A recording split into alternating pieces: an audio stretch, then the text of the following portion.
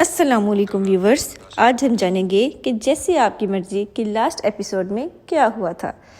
جیسے آپ کی مرضی کے لاسٹ ایپیسوڈ میں اس ایپیسوڈ میں ہم دیکھتے ہیں کہ شہری اپنے باپ کی روم میں آتا ہے اور اپنے باپ سے باتیں کر رہا ہوتا ہے، لیکن اسے نہیں معلوم ہوتا کہ اس کا باپ اس دنیا سے چلا گیا ہے۔ وہ آگے ہوتا ہے، باتیں کرتے کرتے اپنے باپ کو ہاتھ لگاتا ہے کہ اٹھ جائیں، لیکن وہ نہیں اٹھتا۔ اسے معلوم ہو جاتا ہے کہ اس کا باپ جو ہے اب اس دنیا سے چلا گیا ہے۔ وہ اپنے باپ کے پاس بیٹھتا ہے اور روتا ہے اور افسوس کرتا ہے، اس چیز پر روتا ہے، افسوس کرتا ہے کہ میرا باپ جو ہے وہ اس دنیا سے چلا گیا ہے، میں اب کیا کروں گا۔ یہ نیوز جب نتاشا کو پتہ لگتی ہے تو وہ بھی بہت روتی ہے، اور یہ نیوز جب الیزے کو پتہ لگتی ہے تو وہ بھی اپنے باپ کے گلے لگ کر بہت روتی ہے اور کہتی ہے کہ انکل ایک اچھے انسان تھے جو اب اس دنیا سے چلے گئے ہیں۔ ان سب کا دکھ جو ہے وہ میرب کو بھی ہوتا ہے۔ سب سوگ میں پھر رہے ہوتے ہیں، یہاں تک کہ ان کے گھر کے نوکر بھی رو رہے ہوتے ہیں۔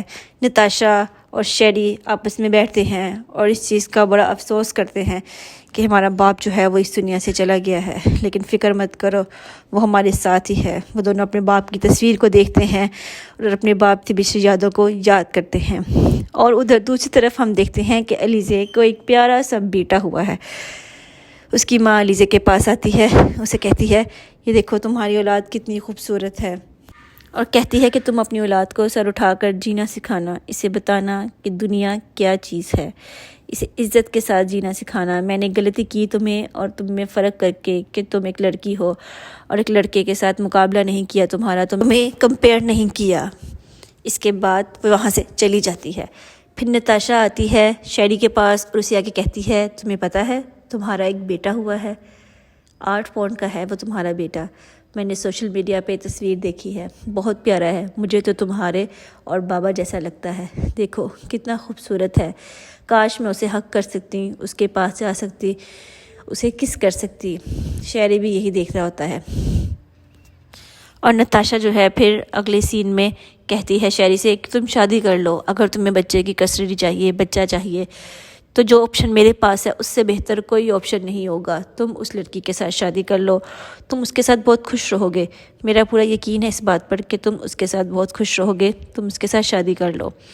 پر وہ کہتا ہے کہ میں بھی کوئی شادی نہیں کرنا چاہتا، میرا کوئی موڈ نہیں ہے شادی کرنے کا۔ پھر نتاشا اپنی من پسند لڑکی کے گھر جاتی ہے جس سے وہ شروع سے ہی شیری کی شادی کروانا چاہتی ہے۔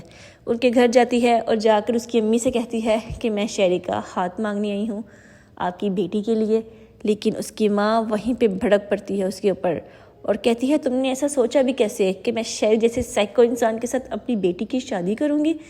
میں تو اس گھر میں اپنی بیٹی کا کبھی تصور بھی نہیں کر سکتی، تم کس حق سے یہ سب کرنے آئی ہو یہاں پر؟ کیا سوچا ہے تم نے، کیا سوچ ہے تمہاری جس نے الیزے جیسی لڑکی کا یہ حال کر دیا کہ اس کو مینٹل کر دیا، اس کی اتنی بری حالت کر دی؟ میں اس گھر میں اپنی بیٹی کو بھیجوں گی؟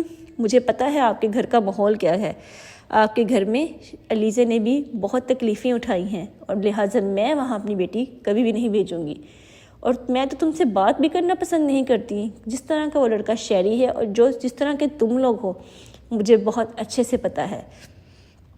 نتاشا اپنی اچھی خاصی بےعزتی وہاں سے کروانے کے بعد وہاں سے نکل کر گھر آ جاتی ہے، اور ادھر شیری الیزے کے گھر پہنچتا ہے اپنے بیٹے سے ملنے کے لیے۔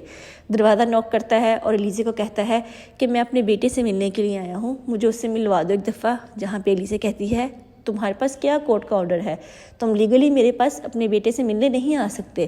ہاں اگر تم ٹھیک ہو جاؤ، تمہارے ارادے ٹھیک ہو جائے، تمہارے اندر کا گند نکل جائے، تمہاری سوچ اچھی ہو جائے تو شاید میں تمہیں اپنے بیٹے سے ملنے دوں، لیکن وہ بھی لیگلی طور پر۔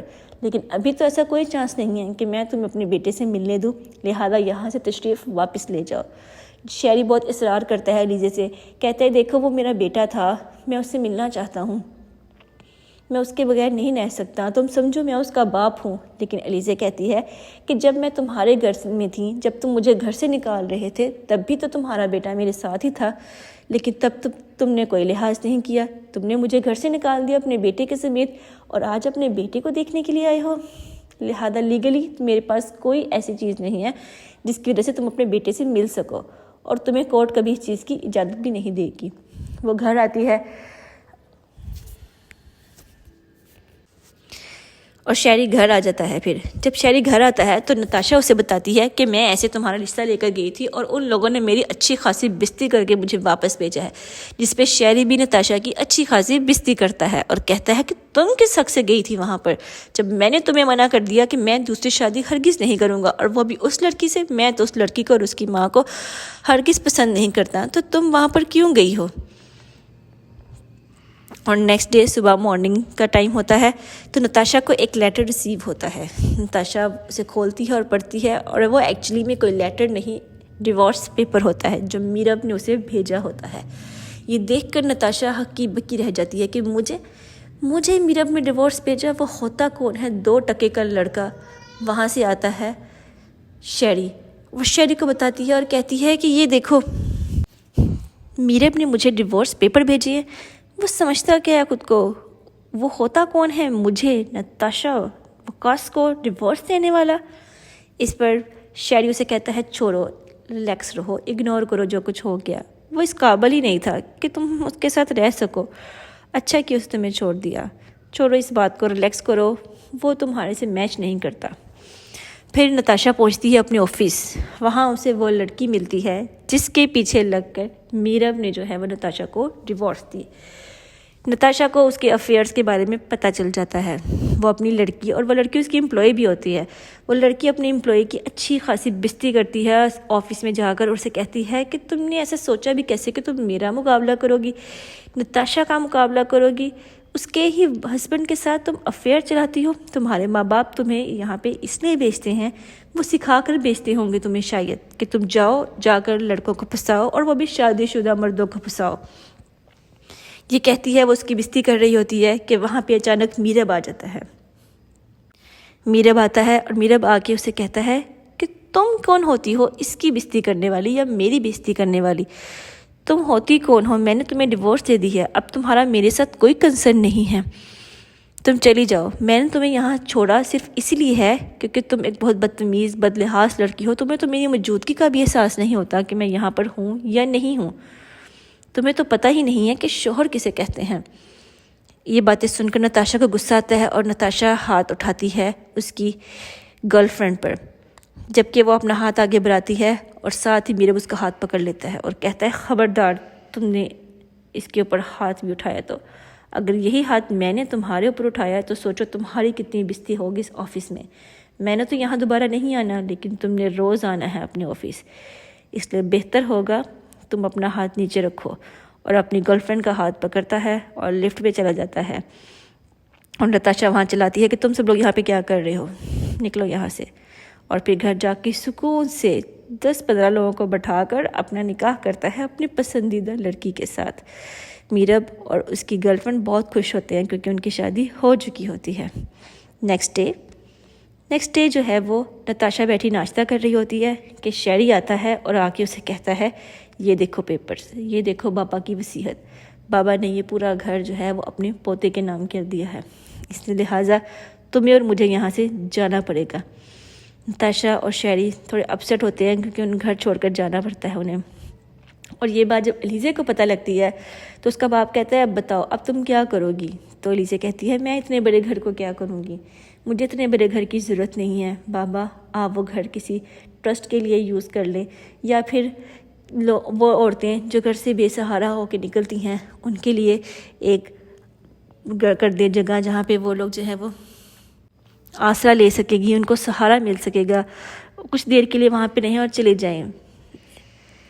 مکمل طور پر وہ اسے عیدگاہ بنانا چاہتی ہے، مکمل طور پہ وہ چاہتی ہے وہ اس جگہ کو ایک ٹرسٹ کے طور پہ یوز کرے اور عیدی سینٹر کے طور پر اس جگہ کو یوز کرے، وہاں پہ عورتیں آئیں۔ تو اس کا باپ کہتا ہے ہاں ٹھیک ہے یہ تمہارا اچھا فیصلہ ہے، اور لیزے کو یہ بھی معلوم ہو جاتا ہے کہ شیری اور نتاشا گھر چھوڑ کر جا رہے ہوتے ہیں۔ ادھر شیری اور نتاشا اپنا سامان پیک کرتے ہیں، گھر سے باہر نکلتے ہیں اور اپنے گھر کو ایسے دیکھ رہے ہوتے ہیں کہ یہ گھر ہمارے ہاتھوں سے نکل گیا، اور بڑے بے بس اور مجبور کھڑے ہو کے صرف خالی ہاتھوں کے ساتھ اپنے گھر کو تکتے رہتے ہیں اور بڑے افسردگا طریقے کے ساتھ گھر سے باہر نکلتے ہیں۔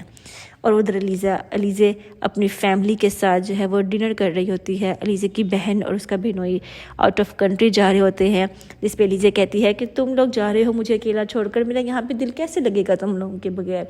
جس پہ اس کا بہنوئی کہتا ہے کہ تم ایک آئرن لیڈی ہو، بہت اچھی اور بہت مضبوط لڑکی ہو، تم سنبھال لو گی خود کو اور کر لو گی سب کچھ۔ وہ تو ہنسی خوشی ڈنر کر رہے ہوتے ہیں اور اس کے بیٹے کی بھی تصویر دکھاتے ہیں بیچ میں۔ ایک قسم کی ایک ہیپی اینڈنگ ہو گئی ہے جس میں شیری اور نتاشا اپنے گھر سے بے گھر ہو چکے ہوتے ہیں، اور وہ لوگ جو اپنے گھر میں جن کا وہ گھر نہیں ہوتا وہ اس گھر میں رہتے ہیں، اس گھر کو اپنا سمجھتے ہیں، اور یہ بات سچ ثابت کرتے ہیں کہ بہو کے حقوق بھی ہونے چاہیے، جیسے بیٹی کے حقوق ہوتے ہیں ویسے بہو کے حقوق بھی ہونے چاہیے۔ وہاں پہ اینڈ پہ یہ بات کرتے ہیں سب کہ نتاشا کا اور شیری کا باپ سچ کہتا تھا کہ بیٹی کے ساتھ ساتھ بہو کو بھی اتنے ہی حقوق ملنے چاہیے۔